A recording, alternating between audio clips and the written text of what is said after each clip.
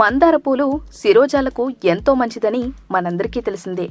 కానీ అవి మన ఆరోగ్యానికి కూడా మంచి చేస్తాయని మీకు తెలుసా? ముఖ్యంగా యూనానీ మందులలో మందార పూలని ఎక్కువగా ఉపయోగిస్తుంటారు.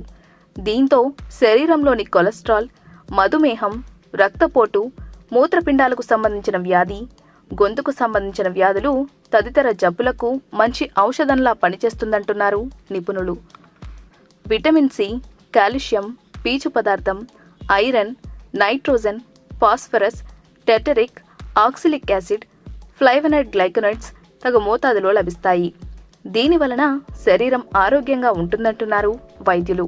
మందార పువ్వును హెర్బల్ టీ, కాక్టైల్ రూపంలోనూ సేవించవచ్చు. పూలను ఎండబెట్టి హెర్బల్ టీగా తీసుకోవచ్చు.